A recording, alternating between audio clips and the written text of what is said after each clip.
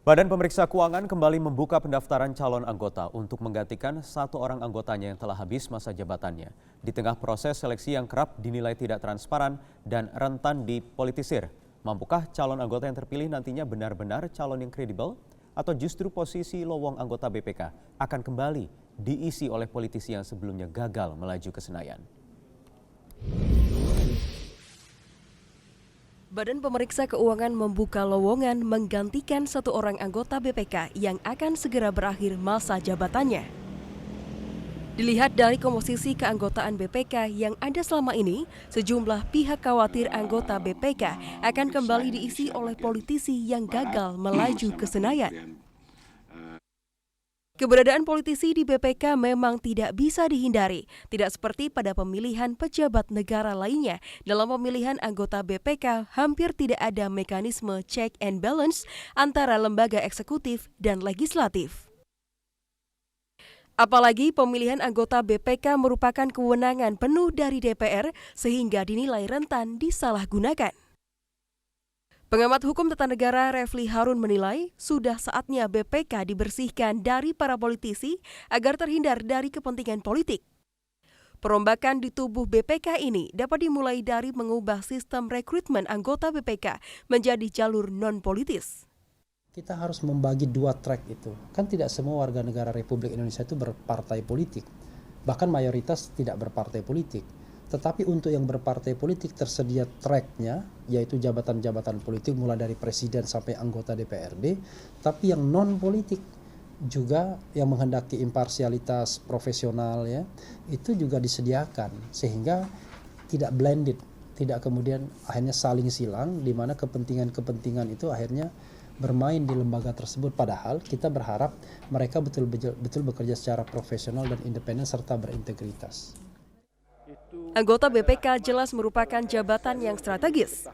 Sebagai auditor negara yang berwenang memeriksa pengelolaan keuangan negara dan dapat menentukan pengungkapan berbagai kasus korupsi, anggota BPK memerlukan kinerja yang profesional dan bebas kepentingan. Namun sayangnya, banyaknya anggota yang berasal dari partai politik membuat independensi BPK dalam melaksanakan tugasnya kerap dipertanyakan publik. Terpilihnya politisi sebagai anggota BPK juga tidak bisa dilepaskan dari kelemahan Undang-Undang Nomor 15 Tahun 2006 tentang BPK. Calon anggota BPK hanya disyaratkan 2 tahun meninggalkan jabatan sebagai pejabat publik di lingkungan pengelola keuangan negara. Namun tidak pernah ada ketentuan yang mewajibkan calon anggota BPK bebas dari keanggotaan maupun kepengurusan partai politik tertentu. Tim Liputan, Metro TV. Ya, dan berikut ini pemirsa nama-nama politisi yang menjadi anggota BPK dalam 3 periode terakhir keanggotaan Badan Pemeriksa Keuangan.